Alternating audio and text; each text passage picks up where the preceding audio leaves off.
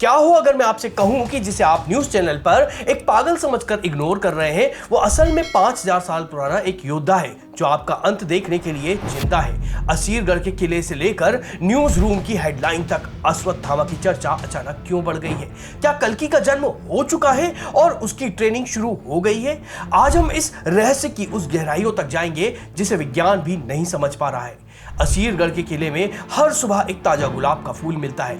News reporter दावा करती है कि एक 8 फीट लंबा इंसान माथे पर गहरे घाव के साथ में तेल मांगता हुआ दिखाई देता है। इंटरनेट पर ऐसी सैकड़ों वीडियो और आर्टिकल्स की बाढ़ आ गई है जो दावा करते हैं कि द्वापर युग का वो योद्धा आज भी हमारे बीच है। लेकिन सवाल ये है कि आखिर अभी ही क्यों 5000 की लंबी खामोशी के बाद अचानक अश्वत्थामा जंगल से बाहर क्यों आने लगे हैं और कैसे ये कलयुग के अंत का सबसे बड़ा संकेत है।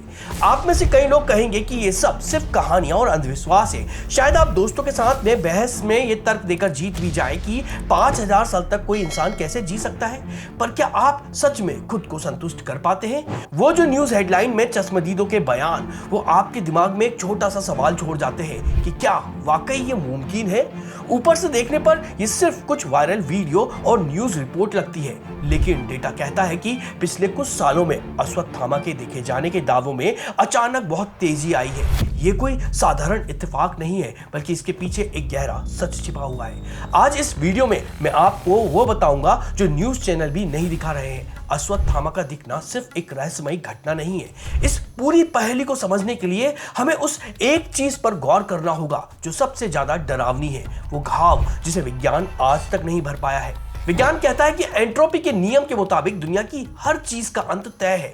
इंसानी कोशिकाएं यानी सेल्स एक निश्चित समय के बाद खुद को बनाना बंद कर देती हैं, जिसे डॉक्टर हैफलिक लिमिट कहते हैं। तो फिर 5000 साल ये तो नामुमकिन है, पर क्या वाकई ये घाव कोई लाइलाज बीमारी है या फिर समय का एक ऐसा हिस्सा है जिसे किसी ने जानबूझकर फ्रीज कर दिया है? ये कोई साधारण घाव नहीं है। अगर आप मेडिकल साइंस की किताबों को खोलेंगे तो पाएंगे कि अश्वत्थामा का वजूद ही विज्ञान के बुनियादी नियमों को चुनौती देता है। आधुनिक चिकित्सा विज्ञान के अनुसार हमारे शरीर की कोशिकाएं यानी सेल्स एक निश्चित समय के बाद खुद को बनाना बंद कर देती है, जिसे हैफलिक लिमिट कहा जाता है। सरल शब्दों में कहें तो प्रकृति ने हमारे शरीर के लिए एक एक्सपायरी डेट तय करी हुई है। फिर 5000 साल तक किसी का जीवित रहना जैविक रूप से असंभव है।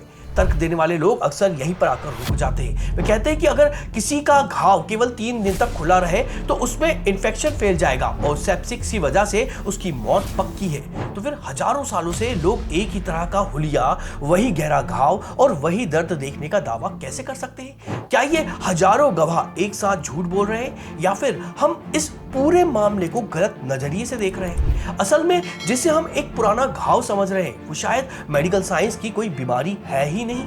क्या हो अगर ये घाव उस समय का एक ऐसा हिस्सा है जिसे किसी उच्च शक्ति ने फ्रीज कर दिया है, जिसे हम श्राप कहते हैं, वास्तव में एक प्राचीन बायोलॉजिकल कमांड भी हो सकता है। इस पहेली का सिरा उस मणि से जुड़ता है जो अश्वत्थामा के माथे पर लगी हुई थी। क्या भगवान कृष्ण ने केवल एक मणि नहीं निकाली थी, बल्कि अश्वत्थामा के शरीर से उस मास्टर कंट्रोल को ही हमेशा के लिए बदल दिया था जो मौत और बुढ़ापे को नियंत्रित करता है? आखिर हमारे मस्तिष्क के बीचों बीच स्थित उस रहस्यमयी ग्रंथि का इस श्राप से क्या लेना देना है? भगवान कृष्ण ने जब अश्वत्थामा के माथे से वो दिव्य मणि निकाली तो वह केवल एक सजा नहीं थी, बल्कि एक सर्जिकल बायोलॉजिकल अल्टरेशन था। असल में जिसे हम हजारों सालों से एक आध्यात्मिक कहानी मानते रहे, उसका सीधा संबंध हमारे शरीर के सबसे रहस्यमयी हिस्से से, जिसे आधुनिक विज्ञान में पीनियल ग्लैंड कहा जाता है। हमारे मस्तिष्क के ठीक बीचों बीच स्थित इस ग्लैंड को तीसरी आंख का स्थान माना गया है। विज्ञान कहता है कि ये ग्लैंड हमारे शरीर की इंटरनल क्लॉक यानी आंतरिक घड़ी को नियंत्रित करता है।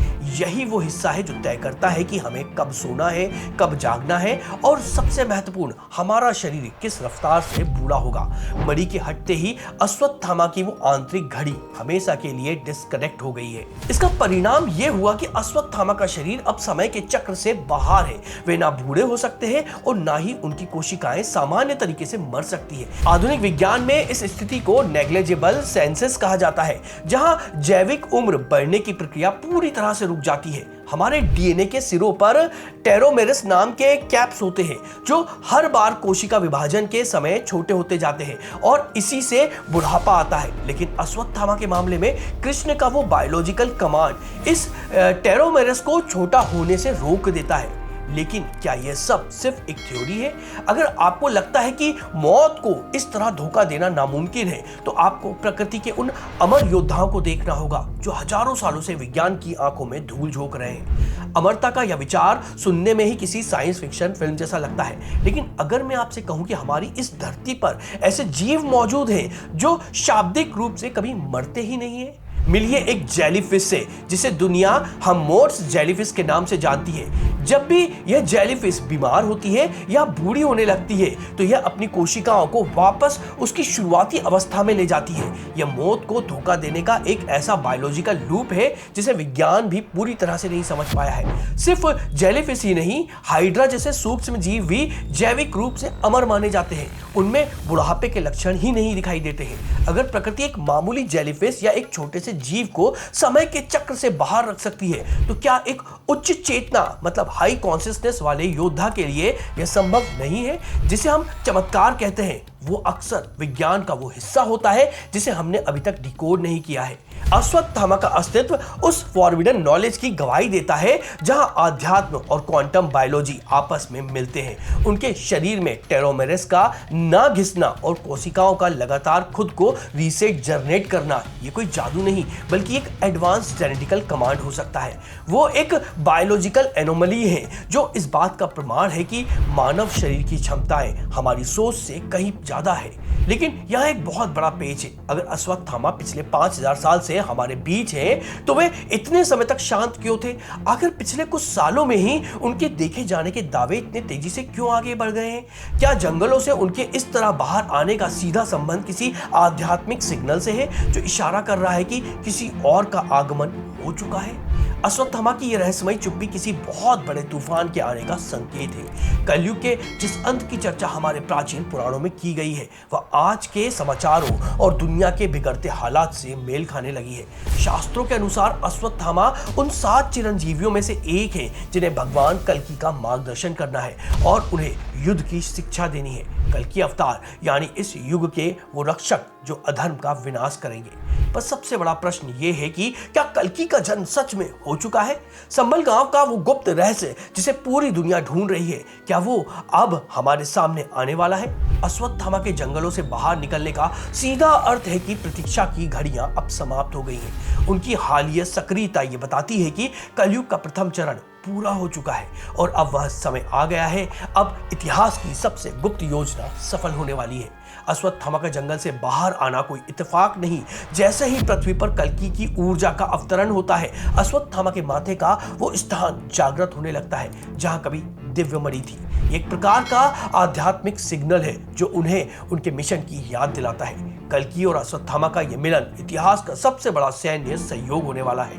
पर यह एक बुनियादी सवाल उठता है, आज की दुनिया परमाणु बम, आधुनिक मिसाइलें और आर्टिफिशियल इंटेलिजेंस से लैस है, तो फिर कल्कि को सिखाने के लिए अश्वत्थामा के पास में ऐसी कौन सी विद्या है जो आज की तकनीक के पास भी नहीं है? क्या वाकई हजारों साल पुराने हथियार आज के डिजिटल युग में काम कर पाएंगे?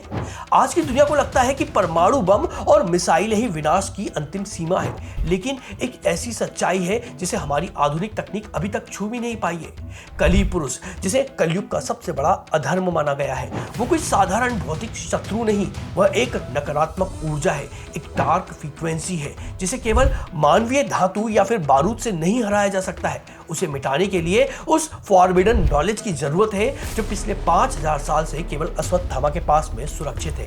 अश्वत्थामा केवल एक सैनिक नहीं, वे महान द्रोणाचार्य के पुत्र हैं। उनके पास धनुर्वेद का वो गुप्त ज्ञान है जो केवल ध्वनियां और आवृत्तियां यानी फ्रीक्वेंसी पर आधारित है। भगवान कल्कि को सिखाने के लिए वे इन दिव्य अस्त्रों का उपयोग करेंगे जो किसी बटन से नहीं बल्कि विशिष्ट मंत्रों के कंपन से सक्रिय होते हैं। आज का आधुनिक विज्ञान क्वांटम फ्रीक्वेंसी और ध्वनि ऊर्जा पर अब जाकर शोध कर रहा है, जबकि अश्वत्थामा ने हजारों साल पहले इसे सिद्ध कर लिया था। अश्वत्थामा का यह सफर केवल एक योद्धा के रूप में खत्म नहीं होगा, उनकी असली पदवी तो इस महायुद्ध के बाद शुरू होगी। क्या आप जानते हैं कि प्राचीन शास्त्रों के अनुसार अगले युग में व्यास की गद्दी संभालने वाले कौन होंगे? व्यास यानी वो उच्च पद जो आने वाले युगों के लिए समस्त ज्ञान और इतिहास को संकलित करता है। 5000 साल का उनका ये दर्दनाक इंतजार असल में एक बहुत बड़ी आध्यात्मिक तैयारी है। कुछ लोग इन बातों को आज भी कोरी कल्पना या अंधविश्वास कहेंगे, लेकिन याद रखिए, विज्ञान कभी स्थिर नहीं रहता है। आज जिसे हम एक हकीकत मानते हैं, कुछ 100 सालों पहले किसी चमत्कार से कम नहीं था। आधुनिक विज्ञान अभी बहुत छोटा है, वह केवल उन चीजों को स्वीकार करता है जिन्हें वो प्रयोगशाला में नाप सके। लेकिन ब्रह्मांड के कई सत्य हमारी वर्तमान समझ से कई अधिक गहरे होते हैं। इसका मतलब ये कतई नहीं है कि ये प्राचीन बातें गलत हैं, बल्कि सच तो ये है कि विज्ञान अभी पूर्ण रूप से विकसित नहीं हो पाया है। जैसे जैसे हमारी तकनीक और चेतना उन्नति करेगी, हम भी इन सत्य को एक एक करके स्वीकार करने लगेंगे। जिसे आज दुनिया एक रहस्यमयी पहेली समझ रही है, वो आने वाले कल का सिद्ध विज्ञान होगा। कल्कि का आना और अश्वत्थामा की बढ़ती चर्चाएं ये साबित करती हैं कि हम इतिहास के सबसे बड़े बदलाव के गवाह बनने वाले हैं। लेकिन एक आखिरी उलझन अब भी बाकी है। अगर कल्कि की ट्रेनिंग सच में शुरू हो चुकी है और अश्वत्थामा अब छुप नहीं रहे, तो क्या इसका मतलब यह है कि कली पुरुष भी हमारे बीच पूरी तरह से सक्रिय हो चुका है? अगर हाँ, तो वो किस रूप में आपके आसपास मौजूद है? शायद इसका जवाब हमारे अपने कर्मों और बदलती दुनिया के हालातों में छुपा हुआ है। जाते जाते एक बुनियादी सवाल मैं आपके लिए छोड़कर जा रहा हूं, जिसका जवाब आप मुझे कमेंट में जरूर दीजिएगा। अगर अश्वत्थामा आज आपके सामने आ जाए, तो आप उनसे क्या पूछेंगे? उनके हजारों साल के उस घाव के दर्द का एहसास, या उस भविष्य का भयानक सच जो उन्होंने अपनी आंखों से देखा है? अपनी राय आप हमें कमेंट में जरूर बताइएगा। और ये वीडियो पसंद आया तो इस वीडियो को लाइक करिएगा, अपने साथियों के साथ में शेयर करिएगा, और साथ में कमेंट को स्वैप करके हाइप नाम का नया ऑप्शन आया तो इस वीडियो को हाइप भी करिएगा। और अगर आप हिंदू धर्म से जुड़े हुए इसी तरह के वीडियो देखना चाहते हैं तो उसके लिए हमारे चैनल को सब्सक्राइब जरूर कर लीजिएगा। तो चलिए मिलते हैं अगले किसी और वीडियो में।